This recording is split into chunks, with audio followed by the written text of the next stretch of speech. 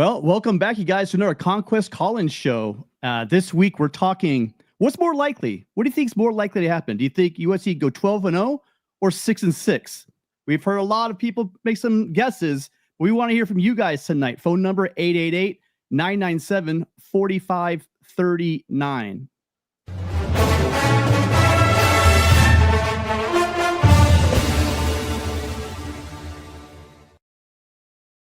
So I was talking with Gabe just recently from the Trojan Blade, and we were saying that everyone's playing it safe.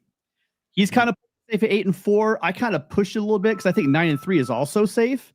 But I'm looking for that situation where we're going to push it even further. And let's go to an extreme. So we're going to play a little game tonight, Ryan. First off, Ryan, sorry, before we jump into the game, how are you doing tonight, sir? Great to be with you. Battling cold, sickness, whatever's going around these days, flu. So apologize for the voice and if I cough, but ecstatic to be here taking calls again.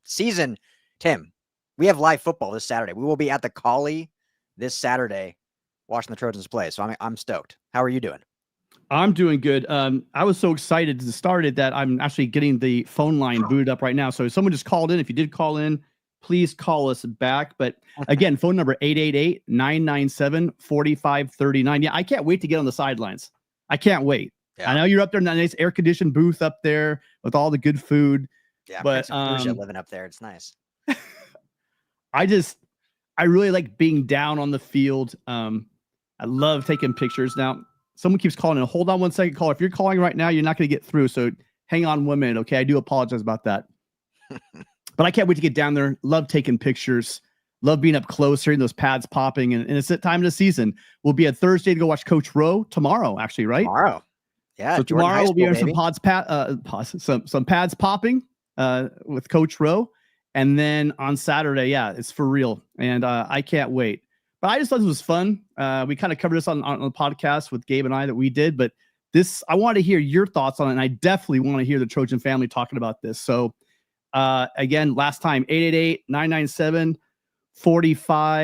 888-99 Riley. Give us a call in one moment. But let's hear from you, Ryan. Okay, so you can't pick 7-5. You can't pick 8-4, 9-3. That 8-4, 9-3 is where everyone wants to go. I went crazy, went a little bit higher, but I'm not going to say that. You got to watch my podcast for that. But yeah. What do you think is more likely, 6-6 or 12-0? I mean, between those two, I think 12-0. I mean, I am the eternal optimist. I understand that. But I think this team went 6-6 last year, and I think they're a better football team. They have better coaching. They have more depth, and they have an easier schedule. So if this team goes 6-6, which obviously that is a complete lost, horrible season, but I just think just based on normal data and analytics, 12-0 is much more likely because of all the factors I just said. So I see a path where that could actually be a reality. Now, if I'm a betting man, I'm not betting them going 12-0, right. But I do think that is definitely much more likely. What say you? Yeah, I went that route as well. For a lot of reasons you just named. A lot of the games that we had last year, you know, the ball, right, bounces in a weird way. Let's put it that way. And sometimes the balls bounce your way, sometimes they don't. Sometimes you go into Minnesota and you have the official up in the booth completely rewrite the rules on seeing the ball break the plane in order to kind of tip the scales in one team's favor. You could have a great play at the goal line, to decide a game on 4th down and have a guy bear hugging your end. And no holding call to get the winning touchdown. I mean, I can complain about the officiating, the Penn State game, those very strange uncalled holding, and one was a PI, one was a defensive holding call that weren't called in overtime, that were just literally insanely bad calls to miss. All the way down to the fact that we lost 2 defensive tackles right before the season started. Really? I mean, Dijon Lafitte, and the bigger one was probably Isaiah Rakes. Going into that spring needing a couple of guys and then coming out without a couple of guys, that was really bad for USC. So to say that, USC couldn't pick up a couple of those games that were dropped the other way, I think this is year 2 with D'Anton Lynn. I mean, I can go on and on why 12-0 would be more likely than 6-6. but a lot's going to have to go wrong for us to go 6-6. I think a lot more has to go wrong for USC to go 6-6 than things have to go right for USC to go 12-0. Yeah. Well, and the fact that we won't belabor the point, but the fact they had an opportunity to win every single game last year. The fact they had that opportunity now this year, can they close those games out? Obviously, that's a question that's been asked to Lincoln Riley hundreds of thousands of times at this point. They got to go do it. But they're in a much better spot to do that this year than they were last year. So, but yeah, sounds like we have a caller. We do have a caller. Usually, if I wait till last minute to set up the phone line, you guys, it just goes completely to heck. But it must be the football gods wanting this all to happen. Again, I want you guys, first-time callers, get in here. Long-time callers, can't wait to hear from you again. I know people have takes on this. I'm hoping we're going to get some Oklahoma fans coming in probably. I'm guessing the Oklahoma fans will say 12-0. Duck fans will probably say 12-0. We'll bring up something Oklahoma related, I'm sure, later in the show. I'm sure we won't talk about it now, but I'm sure you saw the clip from their head coach. Okay, we'll talk about that later. All right. Hi, caller. Thank you so much for waiting. What's your name? Where are you calling from? What's up, guys? It's Christian from Mission Viejo. Hi, Christian. Thanks for calling in. Thanks for being a long-time caller on the show. What's up, brother? On the 6-6 or 12-0? Yes, sir. 12-0 for sure. Okay, but you got to say why. More likely than 6-6, in my opinion. Give me one salient piece of evidence.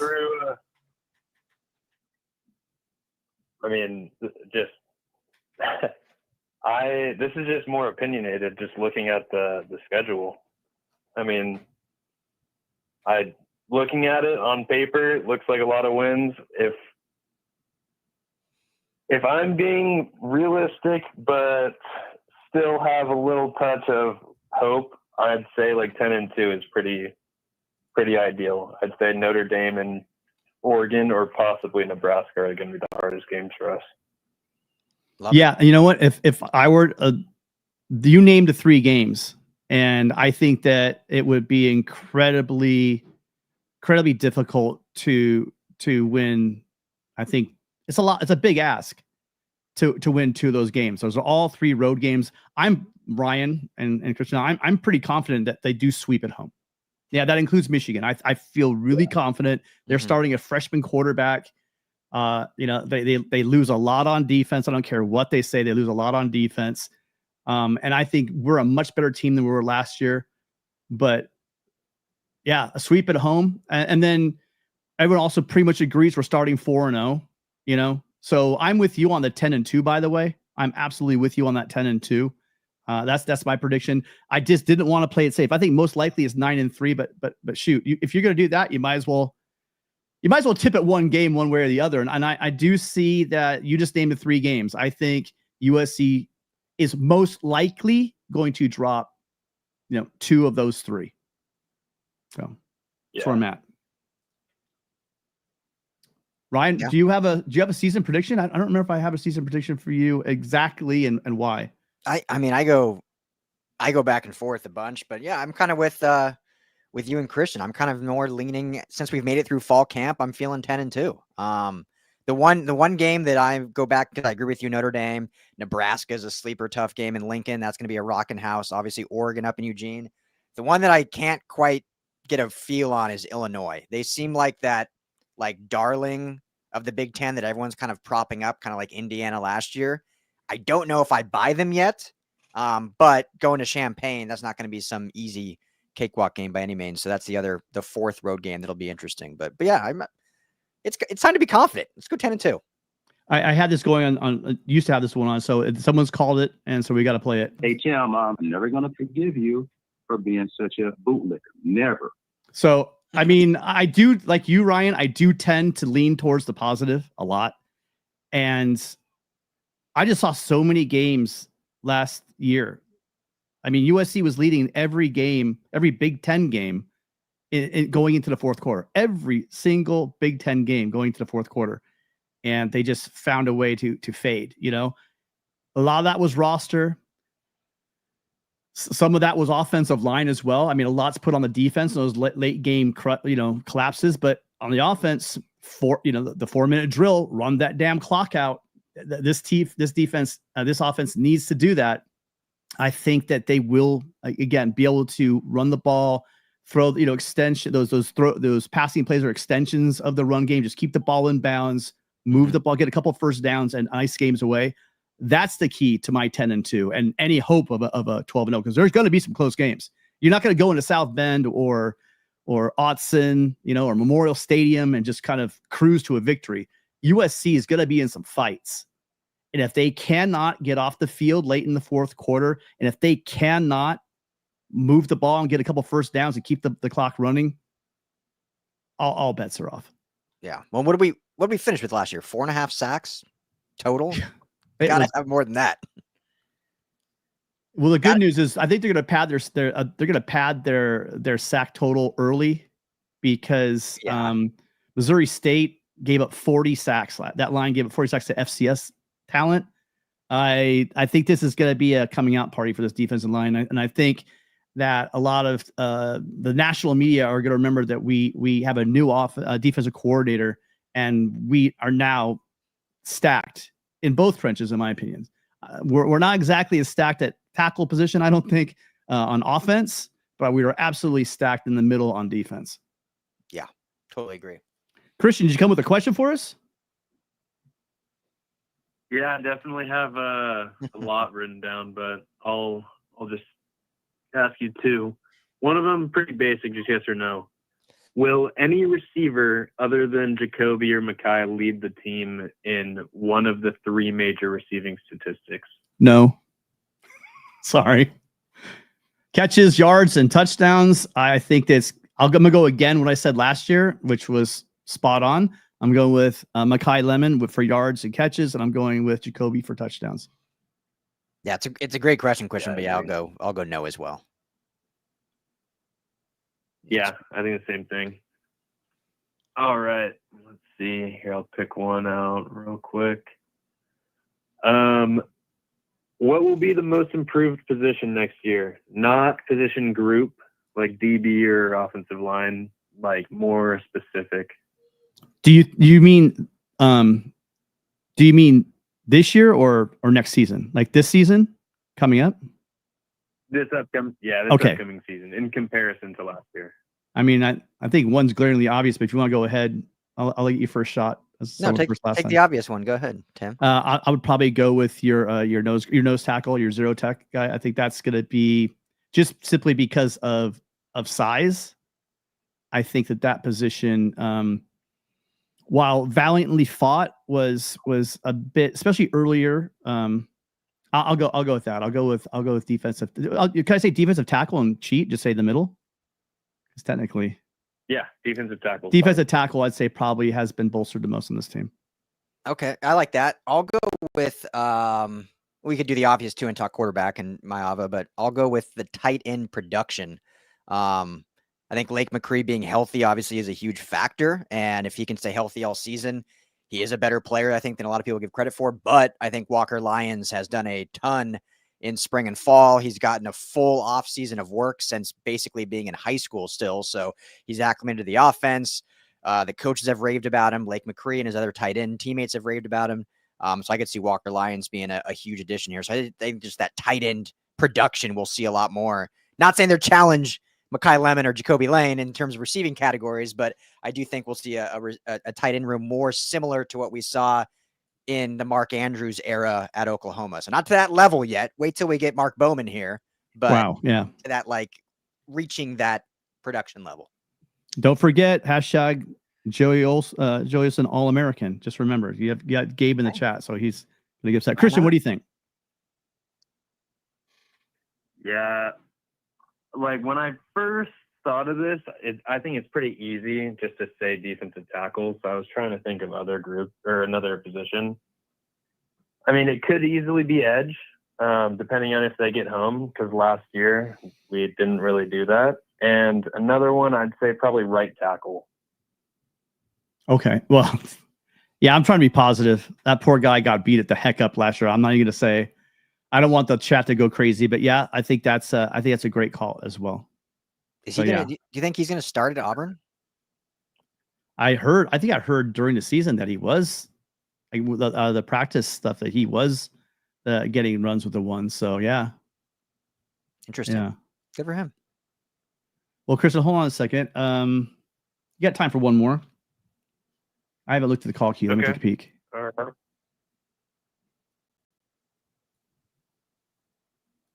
Go ahead. Who's going to be the two most impactful freshmen on each side of the ball? Ooh, True freshman or redshirt freshman? or redshirt freshman. Do you want to go first, Tim, or do you want me to start off?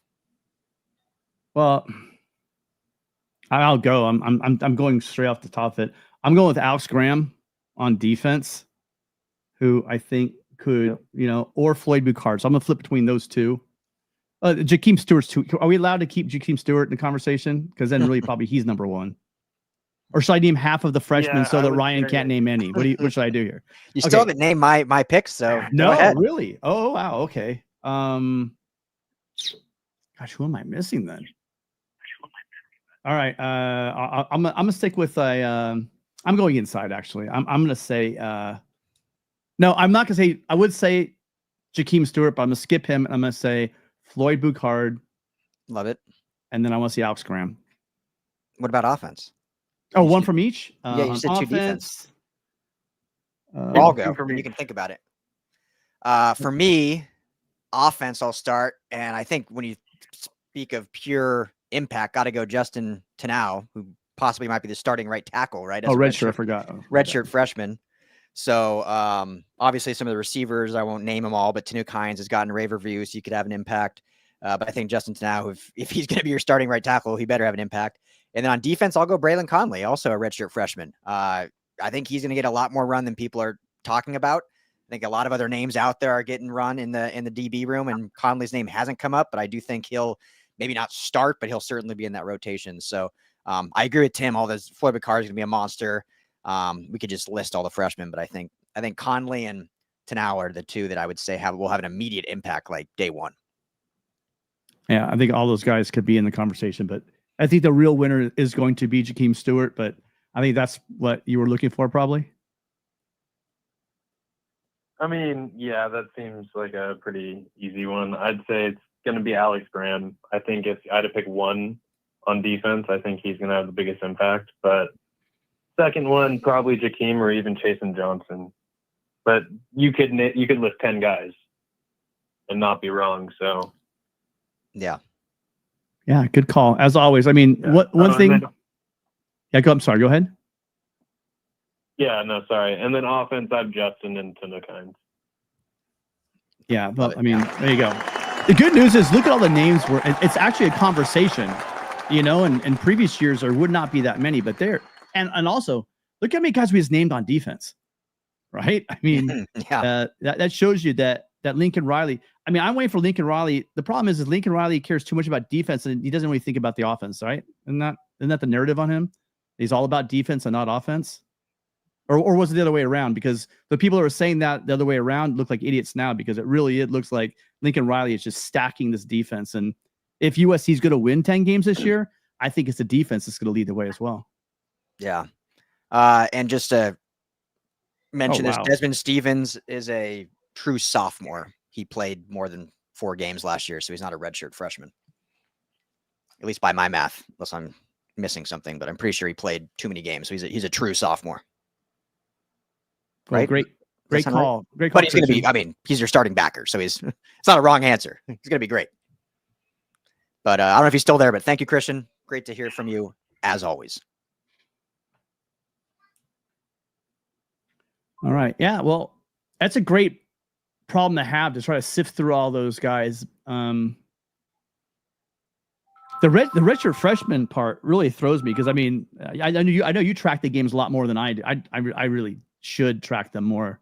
I did not know that Desmond Stevens was a true sophomore. I mean, I probably should just look at the roster. Hi, caller. What's your name? Where are you calling from?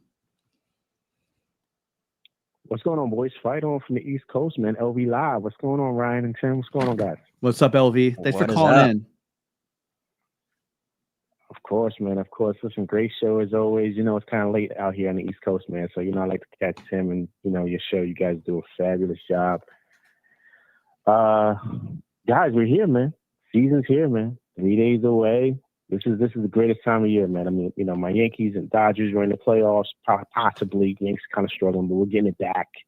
It's almost Giants right here. I think we're going to be better than the Rams, but that's a different conversation for a different day. But football is back. This is the greatest time of year, right, guys? Yes, sir. So I was listening to you guys. I got us going 10-2 this year. I think this is going to be a big year, man. I think what people don't realize and what people aren't really identifying, I think people are talking about a whole bunch of different stuff. To me, the key is the quarterback. When Lincoln, his offenses were rolling, he always had a certain type of quarterback. Baker was a dual threat. Kyler was a dual threat. Jalen Hurts was a dual threat. Caleb Williams was a dual threat. Last year, he didn't have that skill set. That like you said, Tim, like we were in majority of those games. If you add in the dual threat, part of the game, I think we win all those games last year that we pretty much almost lost. But Miller didn't have that skill set. I mean, he's a good kid. We wish him luck in Louisville, but he didn't fit what Lincoln wants to do. And yes, Lincoln is the quarterback whisperer. We understand that, but you got to have the right tools or the right driver for that Ferrari, right? And that's what that offense is, a Ferrari. So you need the right guy. And if Jayden Maiava can be that, which we saw little glimpses of that, I think this can easily be 10-2. The reason why I say 10-2, guys, is I think on the road at Notre Dame's tough, man. That's always been tough for us. I mean, the Bush push tells it all, right? To me, that was one of the greatest teams ever, and they struggled at Notre Dame. So that's always going to be tough on the road.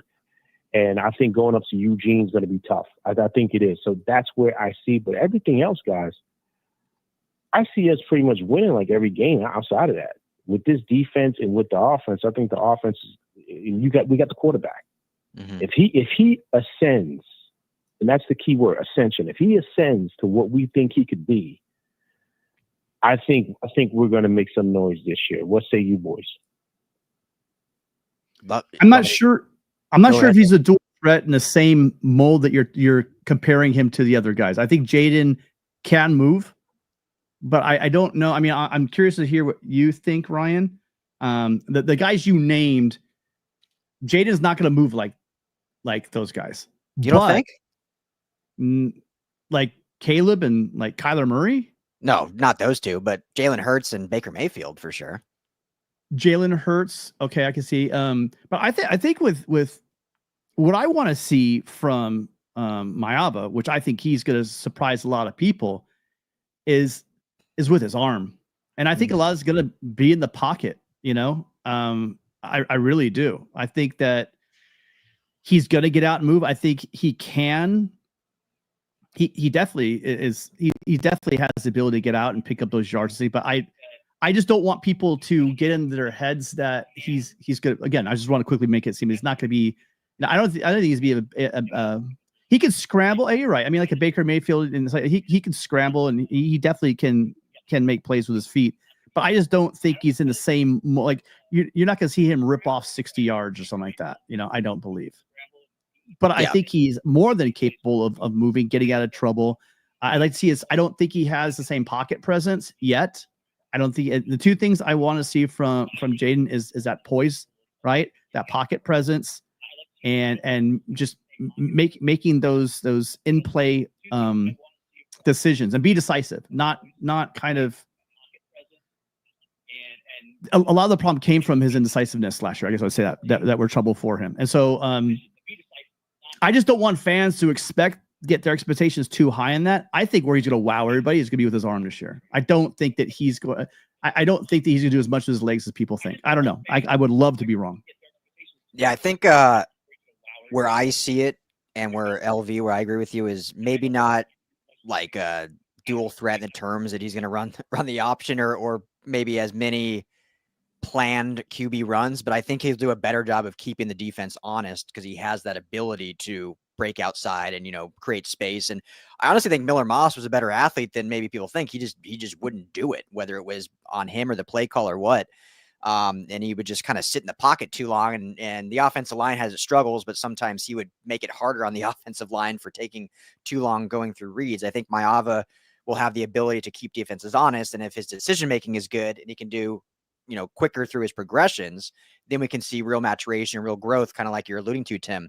The last thing I'll say, and this is just overly optimistic, but when I look at Maiyava and how he came to USC, Lincoln Riley chose him, right? Like, he was in the portal from UNLV. If everyone remembers, he originally committed to Georgia, and Lincoln Riley was able to flip him from Georgia, like within a 24-hour span, to come to USC. This year, I don't know how many people talked about this, but he never entered the portal, but Miami was calling. Miami was pushing hard before they got Carson Beck and paid him an inordinate amount of money to go from Georgia, who was in the playoff, to come to Miami. He stayed at USC because Lincoln Riley wanted him to be his quarterback at USC. So that's not coming to say he's going to be a Heisman Trophy winner or whatnot, but that does tell you something about what Lincoln Riley believes he can do with Jayden Maiyava. So will he do it? I certainly hope so. But LV, to your point, I do think he fits the mold better of what Lincoln Riley does with quarterbacks, because that's no disrespect to Miller Moss. I think we all loved him. He was a true Trojan, but Lincoln Riley inherited him. Like, he was on the roster already, had been recruited by Clay Helton.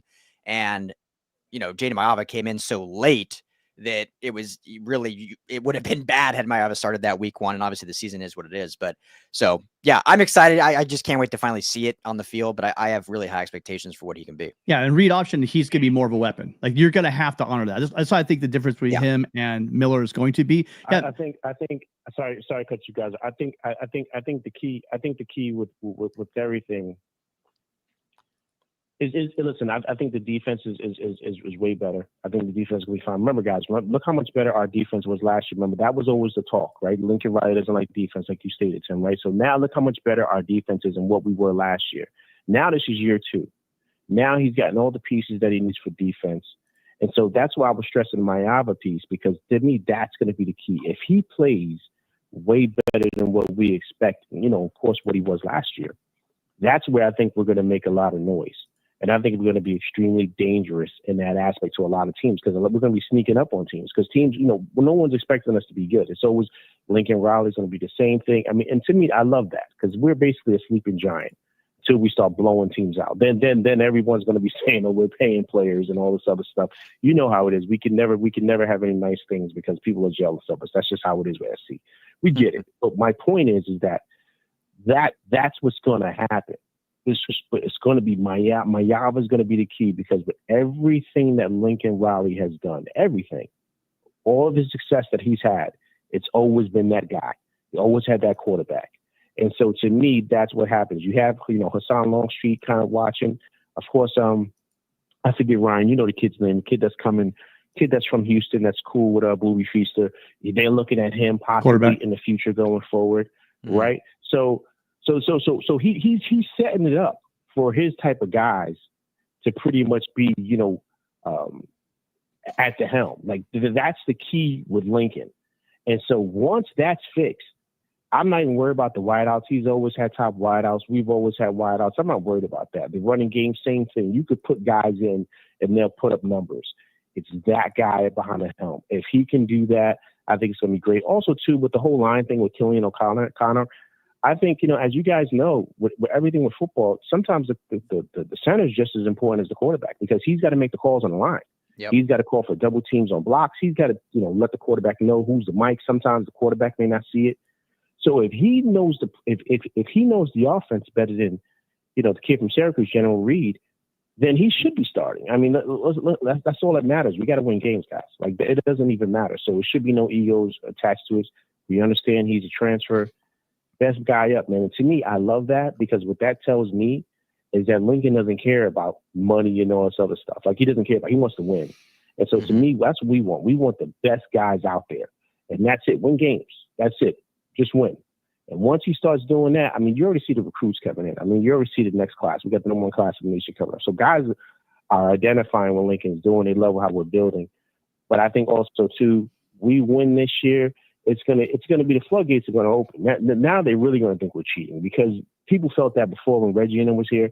Now it's gonna be insane, especially when we start winning. So to me, that's the key. Let me get out of here. Hey, listen, Tim, big shout out St. John Bosco, Bo Collins. Now with the Giants, unrestricted free agent. He came in, we signed him, undrafted, excuse me. He made the team. St. John Bosco alum, Tim. Wow. Big shout to him. Remember, he went to Clemson with DJ, and he wound up going to Notre Dame. He just signed with the Giants. He made the 53-man roster. Big shout to you guys and your alum, St. John Bosco Braves. Just wanted to let you know that. All right, listen, boys, fight on from the East Coast. Great show as always, Ryan and Tim. Let's get it. 3 days away, boys. Let's get it. Fight on. Fight on, LV. Fight on, Yeah, LV. when Collins went to Clemson, it broke my heart. I remember seeing him on an official at Galen during a basketball game, and I thought for sure that was going to be something, but it just wasn't meant to be. Good and good to hear that. Good to hear a Bosco Brave, another Bosco Brave in the NFL. So that's awesome. Love it. And hey, they that's just beat cool. up. They just beat up on a Florida team last weekend. So love seeing that. I think what they did 31-0 was at probably halftime. illegal in 40 states. So I mean, they really hammered those guys pretty bad. Yeah. I think I'm getting some feedback. Ryan, do you have your speaker up, or no? Is it the caller? If you have your TV on or something, if you could turn that off as well. Oh, okay, yeah, my bad. All good. What's up? So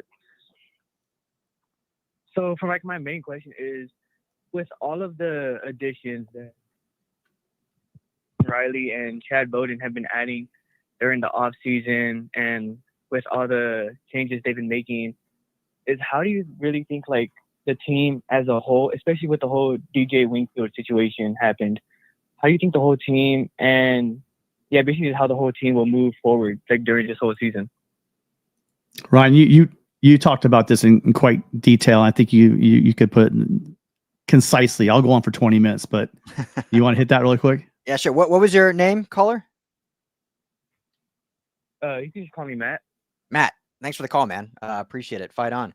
No, I think what's really interesting is obviously when Chad Bowden got here, most of what he has been a part of is preparing for 26 and beyond, right? Like he's helping build his 26 class.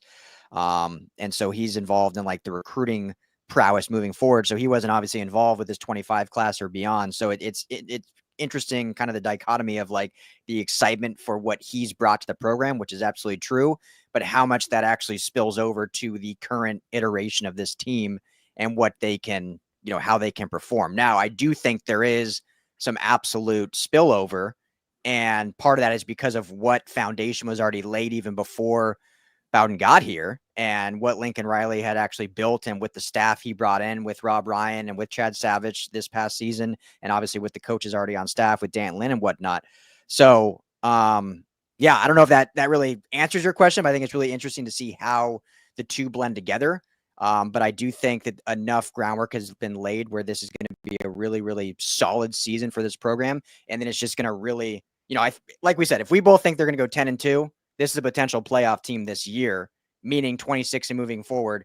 This is a national championship contending team every single year moving forward. Like that is the status now. Like this year is potential playoff.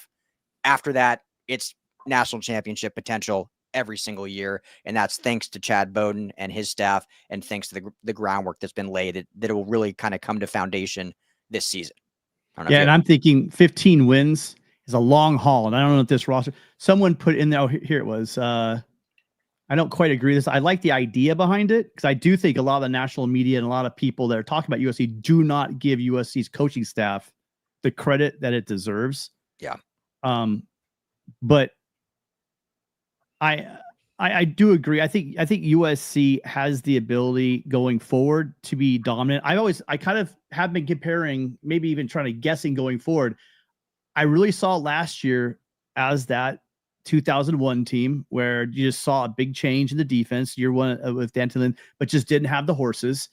Then that 2002 season, if you guys remember, USC wasn't going to win a national championship. At the end of the year, though, I don't think anyone in the country wanted to play Carson Palmer and that USC defense at the end of the year. So it was that good. And I think it'll be the same thing for USC, that towards the end of the year, when this offensive line really starts to gel, some of these younger guys, the redshirt freshmen, the freshmen start to shine a little bit. You're going to get your preview like we did in 2002 for the 2003 season and then the 2004 season. So I do like the way the momentum's going. I do like the recruiting. I do like the recruiting they've done for the last 2 years. Mm-hmm. And we're going to see that here this year. But I think we're just a bit short at this point. But man, are they really selling this coaching staff short? Yeah. No, yeah, definitely. I think honestly, with the way our schedule is, I feel like we can easily go best case scenario a 10-2, like how a previous caller said, to the 2 losses, probably to Notre Dame just because it's in the South Bend, and probably to Oregon, and especially the defense. Yeah, the defense is gotten better. I remember about 2 years ago, we went to Colorado. I was actually at the game. We went to Colorado, and I remember being up so far thinking, oh yeah, there's no way they're gonna come back from this. And then towards the end of the game, I remember the score being, I think, like a 1-score, like 2-score win. So, One touchdown I game. could see how so I definitely could see how like the defense getting now, because especially it's still 1-score games, but it's not like we're up 40-7, and then at the end of the game it's 48-41. So I could definitely see the defense getting way better. Yeah. I was at that game too, Matt. That was a nail biter at the end there. And hey, I don't know if you heard, Ralphie, the CU Buffs mascot, they just retired her. So we were one of the last ones to see her run out. They're going to have a new Ralphie now. So you got to witness that in person, Matt. All right, Matt. I didn't know that. And then this year, Bobby? No, go ahead, Matt. Sorry, I didn't know you were speaking. Go ahead. Oh no, yeah, it's okay. I was just saying about how this year, I don't think I'm planning on going to a Coliseum game, but I know I'm planning to go to the Nebraska game, which that would be exciting here. And then Nebraska constantly has sold out stadiums.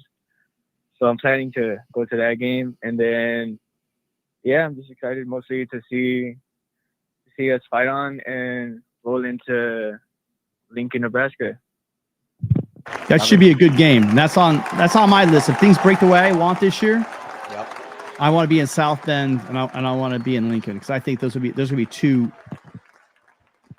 I think those are going to be the games of the year. I really do. I think those 2 games are going to be special. So, Tim, Matt, you have to be talking about college football for that sentence to be valid. Like, if things go my way this year, I want to be in South Bend and Lincoln, Nebraska. No one has ever said that unless you're talking about going to a iconic college football game. Maybe like a tractor convention. I don't know if you're into tractors. Yeah. I don't know. Omaha's cool. It's only like 30 minutes from Lincoln. Omaha's got some cool stuff. Well, Matt, great call. Appreciate you calling in. Thanks, Matt. I'm glad no one said, anything about the Ducks. So that makes me happy as well. All right. That means our phone lines. Oh no, we actually just did pick up a call. But Matt, make sure you do call back in. Appreciate it. Great call. Thanks, great brother. calls tonight, Ryan. Yes, sir. Season's upon us. We only have one person in the queue right now, so we can definitely take calls. Hi, caller. What's your name? Where are you calling from? My name is Papa Rain. What's up? It's my dad. What's up, Dad? How you doing? Hi, Tim. It's a new season. I waited a few weeks to see how you were doing, and great to see Ryan too. And great you guys are together. Appreciate it much. Hey, Tim. What I feel about this season, I feel like I did that time we went to South Bend, Indiana, for the first time with Pete. And the difference for this team, I want to know from you, is the attitude there. Key, spirit, attitude. If we've got the attitude that we can win, we will win. If we kind of fought, I have concerns. But it sounds like things are coming together on the attitude side. So I have great hopes for this year. And you pretty much covered the number of our quarterback need. But hey, if he can judge quarterbacks, he's stuck with this guy. We got to stick with him. So you move on, fight on, and we'll have a great year. Okay, buddy? Love you, Dad. Great call. Number 1 call. Instantly wins the call of the day. Mr. Prangley, thank you, sir. I might have some bias, but I'm going to go with that. I think the attitude started changing last year. Let's hang on, caller, 1 second, really quick. Ryan, what are your thoughts on the attitude of this team? I think my dad's talked about 2001, kind of like what I just alluded to a minute ago. My dad and I, we went to that game in South Bend, and at the end, I don't know if you guys remember that one, but at the end of the half, they went for a fake punt. They had Sonny Bird as our tailback. It was quite an event. It was drizzling and horrible, but SC fought. they were completely undermanned, but they fought. And I think, Dad, I think the roster now isn't at that level. You know, I think we're looking at probably 2 years ago was when we were on that roster level, and a little bit last year as well. But I do think that we've turned the tide. And I think Coach True is bringing just kind of a different mindset to this team. I think the coaches that they brought in, I mean, like a Rob Ryan, you know, Ryan, that is going to change that linebacker room. I just kept hearing, you know, everything we're doing today is violent and this and that, and they're popping and they're hitting. It just seems like there's a lot of confidence. There's a lot of, like I said, this is an elite coaching staff. Yeah. And I think that the attitude is there. But what do you think, Ryan? Yeah, no, I totally agree. I mean, I think even last year, for how rough it was, I don't think anyone can say, I hope not, I don't think anyone could ever say this team quit or didn't fight till the very end, or wasn't. Obviously they were in every game, and the way it ended wasn't the result. And we've talked about ad nauseum. They just didn't quite have the depth and the talent to push them over the top, but the attitude was there, and the bowl game proves that, right? Like, the season didn't end. You're 6-6. You have guys enter the portal. Like, there's really nothing to really play for other than pride. They go out, play an SEC team who's starting their starting quarterback and whatnot, and you beat them after being down big at half, and you still come out with that fight, and you take the second half and you win a bowl game back-to-back years. I know it's not like college football playoff, New Year's 6 bowl games, but that's back-to-back years winning bowl games at the end of the seasons that didn't go how you wanted it. So I think the fight is there. And Tim, I'll say this, we've been able to go to like open scrimmages and some open practices. We can't like speak much on them. But one of the practices we were at, the intensity we were able to see in that practice. And I've spent times at training camps. I was at Rams camp this year. I was at Chargers camp this year. Those look like baking competitions compared to what that practice intensity was like, with one-on-one drills and with guys going up in 7-on-7, and just the amount of competitiveness that these teammates have going against each other. And so when you can see that go against other teams, it's going to be fun to watch. And, you know, I'm sure every team says that, but being able to witness it kind of behind the scenes, behind the curtain, got me real fired up, because it's like, this is what you need. And your dad said it right. Like, you have to have that attitude for when the times get tough, for when the game's tough in the fourth quarter. And I think the team had that last year. They just didn't have the talent to quite get them to the next level. Now I think they have the talent to get to the next level. So I do believe they have the right attitude. Yeah. I think you might be talking about that one-on-one, defensive line, offensive line. Oh, that got great. heated. That was great. You could tell those guys really wanted to compete, and for pride and everything. So I'll Dad, just say that's this. Maybe I'll get in trouble, but I've never heard Anthony Lucas talk. He talked a lot on that practice. He talked a lot. It was great. So yeah, Dad, if that's what you're looking for, that fire, you know, that Ed O, you know, fire in their belly kind of talk, like one heartbeat, Ed Ogeron style. They're gonna have their own spin on it, but yeah, these guys have that pop. They have that in their eyes, and let's see it transfer to the field. Great call, Dad. Thank you so much. All right, caller. Hi, what's your name? Where are you calling from? Hey, Tim. Hey, Ryan. It's Brian. What up? Brian, thank you for calling. Always a pleasure talking to you guys. Same. Yeah, absolutely. I'm sorry I haven't called in a while. Well, listen, I keep letting people get off with the hook the, here, Brian. Brian, hang on a second. We got to stay with our theme here. And Ryan, you're slacking off too. Ryan, 6-6 or 12-0? I'm not saying they're going to do one or the other. I'm saying which one's more likely. Are you asking me? Of course. You're the man of the minute. Oh, okay. Well, what's more likely? Yeah. What's more likely is 11-1, not 12-0. You're cheating. You only have two choices. There's no C. There's an A and a B. 12. That's what I'm saying. That's why I picked these two numbers, because they're really, really. I'll give you a sunshine pumping 12-0, but it's got to be with this caveat. You guys just talked about having the violent coaching staff, supporting cast coaching staff. If Lincoln is calling plays in support of the coaches that he has working for him, and we are running the ball and running play action, then I absolutely believe 12-0 is very, very possible. I think we just won the national championship. Okay. All right. So I did kind of paint you into a corner there. I got you. I like your 11-1, 10-2, 9-3. Let's come back down to earth, 8-4, 9-3. But I just don't see 6 losses for those reasons. But Brian, sorry. What was on your mind? What'd you call in for? Actually, I was calling to find out your guys' opinion on whether or not Lincoln would actually support his own coaching staff and call plays that will reflect the run blocking ability of this offensive line and play action to work with Maeva's skill sets. Ryan? I mean, it's a great question. I think that's what's going to be necessary for this team to get to 10-2, like we think they can. Will he stick to what the strengths of this team are? And we'll see early on how improved Maiava is. I mean, if he starts looking like the reincarnate of Caleb Williams, maybe they can go a little more pass happy. I'm not saying I want them to do that, but they have this stable of running backs. He even said on Trojans Live, like he would be disappointed if this is not the best running back room that they've had all year at the end of the season. I talked about the tight ends that are going to be much improved. The defense that can give them support. So yeah, Brian, I mean, he's going to need to, if they want to be the team that we all think they can be, you've got to play to your strengths. And that's going to be that play action. That's going to be running the rock 30 times a game. That's going to be using your tight ends more.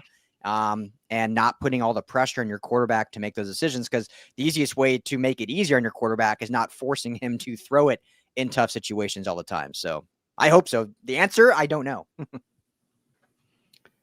Yeah, I think they ran the ball 40 times against Utah State. I want to see them run the ball, like, you know, against like a Michigan. They did not run the ball. And granted, I understand that defensive line, and where USC needs to show something, if we are going to get all behind this offensive line, there's offensive lines in college football that everybody in the stadium knows they're running the ball, and they're still going to pick up 4 yards, Ryan. Like they're going to get 4 or 5 yards. USC needs to get to that level where everybody knows they're going to run. They need those yards, specifically going back to what I said, salting away games in the fourth quarter, that 4-minute drill. If we can see that from this team, I think you're going to see Lincoln Riley run the ball, 35 times, 40 times, and with success. But you also, I got to remind fans a lot, you got to, as much as people say it's stubborn, he throws the ball too much, a lot of what's called is by the quarterback getting up that line and just counting. And if it's advantageous to run the ball, they'll run it. But if it's not, if they have a heavy box and you want to try to run right into that, we saw that a lot last year where they tried to run to a heavy box and they got slammed for, no gain or a loss of 2 on the play. So if it's there, run the damn ball. And I do like this team. I think I said, on the last show or on the podcast, you're going to want to build Jada Maiava's confidence up, because that's the one thing I think he's missing. Mm-hmm. I don't know. I don't know. Haven't talked about it, but I think that once he gets in a roll, once he gets in a groove, we've seen what he does late game heroics. We've seen what he can do. If he gets rolling, he gets rolling. I think this is going to be the identity of this team is going to be a defensive team. And if the second part of that identity can be a team that's going to, run the ball with consistency, and then as you come up to the line, then you let Jaden, that God-given arm, torch you 20, 30, 50 yards down the field. That's going to be the recipe. But that's going to be up to the defense. And it's stupid to try to run into a heavy box. I don't know. Your thoughts? Mine or Caller? Either one. Sorry. Go ahead, Caller. Go ahead, Brian. No, Ryan, you go ahead. No, I agree. Running into a heavy box is there. It's not going to go. But if we're peppering in throws to tight ends over the middle to break up the middle of the defense, and then being able to run left or right, I think running to the left side is going to be our strong side, since we moved over that big beef over to left guard. I think that absolutely would open up play action, some drag routes, stuff like that to make the defense honest, Yeah, no, I completely agree with that. I mean, what's funny is when you look back, sorry, my computer's about to die. Let me get this plugged in. When you look back to Lincoln Riley at Oklahoma, like you look at Joe Mixon, Samaje Perine, obviously at tight end, Mark Andrews, like he utilized those positions. So it's just about getting back to some of those, I guess, styles and trust, if you will. And he's had talent there at USC. So it's a bit odd why maybe they haven't been utilized as much, but it's not like he's never done it in his career. We just haven't seen it consistently at USC. But it's in the bag. So hopefully he goes back to that bag this season, because he has all the toys in the bag to play with. And so it would be great, and it would help this team win a lot more. So Yeah, I agree, and it's a way to keep defenses a lot more honest. You don't want them pinning their ears back in your quarterback all game, because if you can break one every time you run the football, or hit your tight end on a Tyler Warren 17 catch day that he had out here in the Collie, do that. Did you say a 17 catch day? We got this guy. He'll give us 17 catches probably, but I think that you're right. Both of you guys. People forget also that short passing game can be an extension of the running game, and we have the athletes to hurt a lot of the teams, a lot of the defenses in the Big Ten. So I think we'll see some more of that as well. Brian, anything else for us? We have multiple big body receivers and tight ends that are all healthy and in college football shape now. So we have the options to really play and eat there.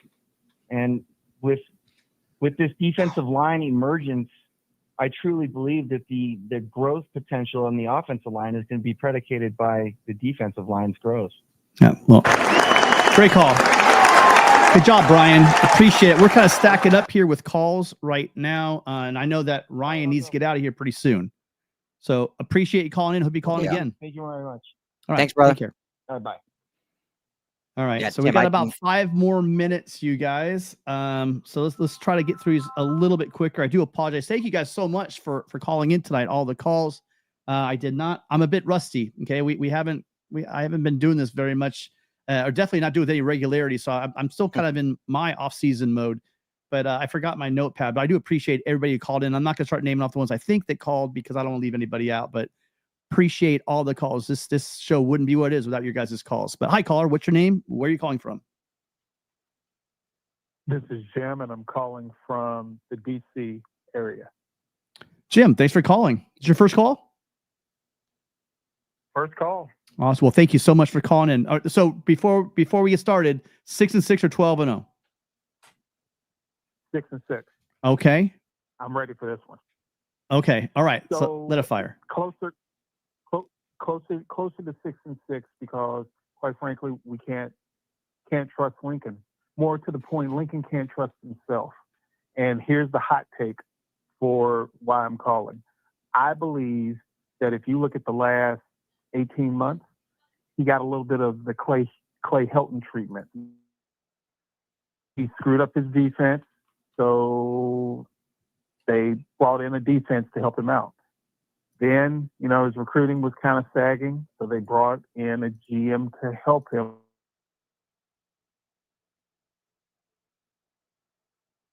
Out this year, and let's say he goes 6-6, he's not going to get fired. That's not going to happen. But I think the next step will be they'll bring in a play caller for him. Because if they go 6-6, 100% game management would have been a problem, and play calling would have been a problem. What do you guys think? Well, we have to go to your premise about 6-6. And so if that is the case, if they're not moving the ball, if they're not efficiently running the ball in year 4, I think, Ryan, that might be a conversation. But I think sometimes people are looking at the last couple of years, and you guys are forgetting. I mean, I'm sure everyone's forgetting about 2003. I mean, it's not like Lincoln Riley forgot how to coach since the 2022 season. You know what I mean? It's not like well, I mean, I'm just saying it's not like he forgot, how to do this. 23, I mean, we saw that offensive line. 24, there were issues. There were issues on offensive line. There were some issues at quarterback at times. I'm not blaming the players. I think it's Lincoln Riley. Ultimately, right? It's college football. Lincoln Riley's got to get the players into the situations. But the one thing that I'm not worried about on this team is Lincoln Riley. I've been consistent on this. The one thing I'm not worried about is Lincoln Riley calling plays. I think there's very few. And if we were to replace him with a signal caller, I'm still waiting for people to tell me. Now, there are a couple out there, and I know, I bet you that I think I know someone's going to chime in with one or two. But until we see someone that can call plays at the level Lincoln Riley has done throughout his entire career, I don't know it's a play calling part. Now, if you're saying the game management part of it, then we could have a conversation. But just purely he's not calling a good game, Ryan. I don't know your thoughts on this, but I don't know many better offensive coordinators than Lincoln Riley. are we saying that maybe it would allow him to take on that head coaching job? Yes, Like the game, it's the overall game of head coaching, right? But I think it's both, right? Because I think a good head coach at a blue blood, you've got to be a CEO. You don't have the ability to just be a great play caller or just be great at game management. His game management has been awful. There's no getting around that. That's awful. I don't think anybody would even debate that, right? I agree with you. He hasn't forgotten how to coach. I think the situation is he's pressing, right? I mean, he's still a young guy, right? And I think he's trying to prove himself, and he's probably trying to prove that, right, that he really never needed Bob Stoops. And there's a lot that goes, I think, into that for just him emotionally, right? Trying to become a more mature CEO of a program. But like, I think right now, he hasn't forgotten how to coach. I think he's pressing. And when you see some of the decisions that have been made, you just feel like he's pressing a little too hard. And then he needs to almost step back. And that's why I think long term, the answer may be he may need a play caller that'll allow him to step back, because that's what I feel like the problem is. It's the press, right? He's overthinking this stuff, right? You got a great offensive line. You could run the football, but no, I really want to throw it. Okay, you're overthinking it a little bit. See, the only way I'm pushing back. No, I get your point. Hold on a second. I get your point, but my point is, when he has the talent on the field, this stuff doesn't come up.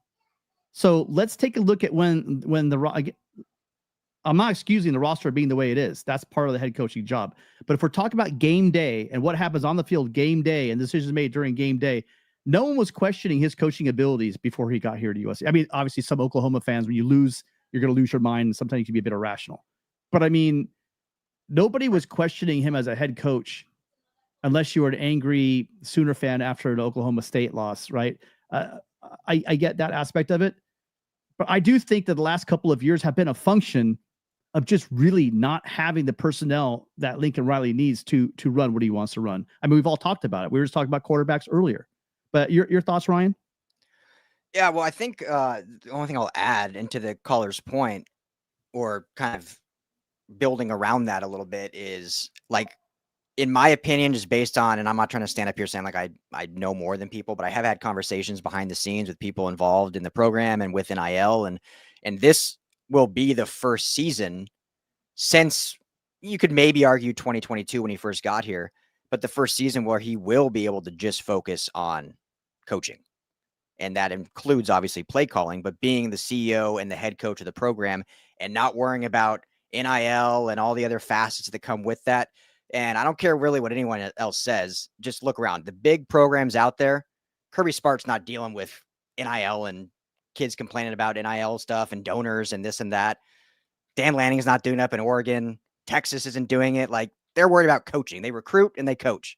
And this will be the first season since 22 that Lincoln Riley can fully do that. So if he fails this season in doing that, then, caller, you absolutely have a point that, okay, what are we doing here? Like, now you've gotten everything you need at your disposal and you still can't call plays and do this. So I agree with you. I just think my argument is he's had so much other stuff on his plate the last 2 seasons. And many people can call that an excuse, whatever, but he's had a lot more to deal with than the other premier programs. It's just a fact. And so now he'll be able to just focus on the team, the day-to-day operations, and calling plays on Saturdays. And so we'll see what really kind of transpires this season. So I'm putting all my stock in this year and then evaluating from that. All right. Listen, caller, Ryan's got to get out of here. We got 3 callers, and Ryan, I think I'm gonna cut you loose, and I'll stay here. Yeah, keep it going, baby. 4 people in the queue. Well, I love it. It's game week, right? So I guess I'm gonna go a little bit long. That's fine. I'll do that for you guys. But we ran out of calls. I'm getting out of here. Yeah, so I Ryan, apologize. I got to get the Guys, I got to get the daughter to bed. But thank you for the call. Yeah, and Tim, love you, baby. Keep it going. All right. I'll see you guys soon. Fight on. Appreciate the call. Appreciate you, Ryan. Talk to you guys soon. Again, I think that's going to be a debate. I think that's something that probably we're going to be discussing well into the season and in the off season, one way or the other. I'm not sitting up here saying I know. I'm just going. I just think that people are kind of, and Ryan brought up a good point, and Lincoln Riley's brought it up as well. Now these guys are, a lot of the recruiting process taken off their plate, and maybe the caller was right on the fact that concentrating on football and concentrating on coaching is now going to be on the table for Lincoln. Because again, I don't think that was the issue. I think when he came from Oklahoma, one thing they don't realize is I do think that Oklahoma had their ducks in a row a little bit better at USC, but I think they weren't giving Lincoln what he wanted, and that's why Lincoln left. But I'm guaranteeing that the situation at Oklahoma was football first, and just when Lincoln Riley got here under the Clay Helton years, there is no way anyone could with a straight face say that USC was a priority. Football was a priority for USC. Hi, caller. What's your name? Where are you calling from?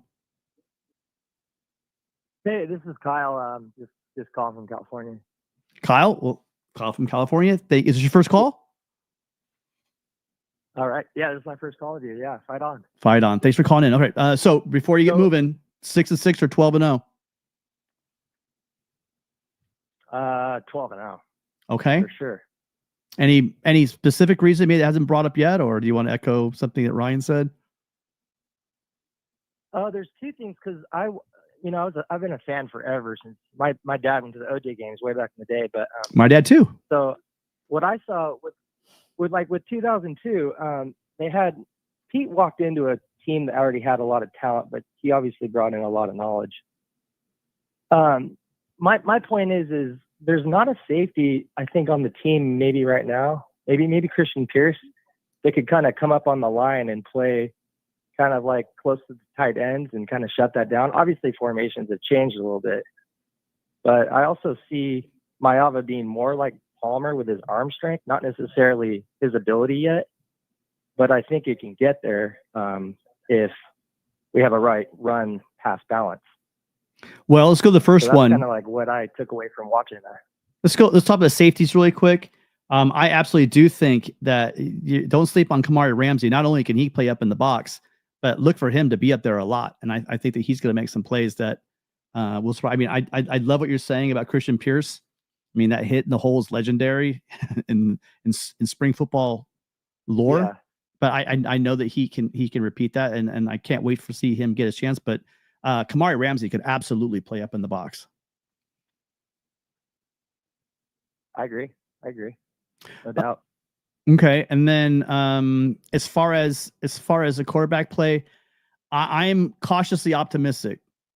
Only because the only thing that gives me doubt is the fact that I don't know what I'm gonna get from Jaden. I absolutely know his absolute upside, and I've seen some of his downside. I have to take that situationally. The fact that he came in the 9th game of the year, was getting a lot of reps. He didn't have a really good chemistry. You saw it in that game against Notre Dame, where it just looked like he wasn't on the same page as some of the receivers, and that's going to happen. But him having this extra year, a full year as the guy under Lincoln Riley, I think is going to pay its dividends. We know he can throw the ball down the field. Those fades are just awesome. He can hit those hole shots left and right. But is he going to be able to make those, in-play reads where he's gonna check down and he's going to take that 5 yards, he's going to take that 8 yards. Maybe you just want to have that little 10-yard crosser instead of going all the way down the field. Take the dig route, just take something underneath. And I think Gabe was trying to get to it about his difficulties throwing over the middle last year. People are saying, why don't we get the tight ends more involved? Well, to get the tight ends more involved, we need to get Jaden comfortable throwing over the middle. That's just my guesses. And I think that we will have that solved this year. And if we do, then I think the Big Ten's in trouble. I think we'll have it solved too, because Lincoln's got a whole offseason with working the types of formations and plays that work for Maiava, not for Miller Moss. So those are two different complete abilities. I mean, night and day. I mean, not only can Maiava run, but I think he'll figure out what works well for Jaden, and he'll pick teams apart. I mean, other than some of the better teams like Oregon and Notre Dame, I think they'll be able to figure it out by then, what's really going on with what's working well for him. And I think more like 10-2 for sure, 100%. Like Oregon and Notre Dame will probably be close games, but I think we're like in that 2002 form right now, and I think we're moving into us being dominant for sure, like for the next 5, 6, 7 years at least. So I don't know. That's just my thoughts. I'm going to agree with you. I'm being called a sunshine. I'm glad. I was getting a lot of crap in the offseason for being too negative. I'm glad that they decided to switch the other way and call me Sunshine Bumper. Hey, look, I'm just calling it as I see it. If anyone doesn't see anything positive coming out of last season to this season, are we going 12-0? Most likely not. Are we going 6-6? I can't even imagine a world like that. And the truth's going to be based on things we're saying. The offensive line, Jada Mayava, and if this team can stay healthy. Because as deep as we are in some positions, we're not so deep in others. And I really want to see one of these corners, whether it's a Chasen Johnson, whoever it's going to be, I need somebody to be that lockdown guy because I know we're going to get pressure. And so if you can get pressure, if you can cause havoc up the middle, if you get guys coming on, crushing in from the outside, if you got one, I keep saying, you got like a Mekhi Blackman on one side, this defense can be really nasty, and USC could absolutely win 10 games with this defense leading the way. There are some question marks in there. There are some issues of staying healthy. They stay healthy. They could, if they find that corner, that could be any semblance of what Blackman did at USC a couple of years ago. This defense can be really nasty, and people forget how quickly D'Anton Lynn came into UCLA and what that defense was able to do. And I mean, I think Jay Toia is a big part of that. And did he have that big, massive man mount in the middle last year? No, he didn't. Well, now he does. He's got a lot of them. So let's see what that defense can do now. And I'm really excited to get this game, this season started. And now I've lost 6 callers, so this might be a quick night. Do you have anything else you want to share with us? No, I just think that our offensive line was not experienced going in against really experienced defensive lines. I think that will be a noticeable thing, and our defense is going to be top 20 in the country, at least. At least. I'm not saying like top 10, but top 20 for sure, 100%. So that's just my thoughts, just watching over the years, kind of what's come in, what's gone out. And I can tell this team is hungry, very. Well, I'm with you on almost all of that. And I think that our dads are probably from the same generation, and we're kind of still, we're seeing the same kind of thing. I think this defense, it's not for sure. I'm kind of messing with some fans a little bit. Probably I am maybe inflating it just to get some phone calls. But this defense can be special. It's gonna take some health. They're gonna have to stay healthy. I mean, I'm just gonna say it. I know I'm not gonna jinx it, but there's a certain player that was the lifeblood of this team early in defense that really helped out that LSU win. That really went crazy against Michigan and just had the flukiest injury, kind of rolling over the top and getting a concussion. And this defense just did not seem the same without him in there. He's here this year with a lot of added pieces, and his defense can be super special. So unless I get a last minute call right now, I'm going to get out of here. Thank you guys all so much. We had upwards of 400 or 500 people watching on Twitter and on YouTube. You guys make sure that you are checking us out over on LAFB, Ryan and the guys. And I'm going to be getting some photo galleries and some articles this year for LAFB. We'll be covering the Trojans daily. So LAFBnetwork.com, and go check out the USC site there. Also, make sure you check it out. Gabe and myself, we're doing a weekly podcast that we're probably going to do a couple of as well, like a quick reaction one here on the LAFB USC YouTube channel. You can catch us every Wednesday for this call-in show. I know that Coach Rowe and Jamal do Salute to Troy. And then I know we're all going to get together on the weekends to do a post-game show after Trojan games. So make sure you're getting to all of those things and checking us out. Gabe and I just dropped our second ever, it's our third podcast. So if you haven't, it's on all of wherever you listen to your podcasts. Make sure you're checking us out.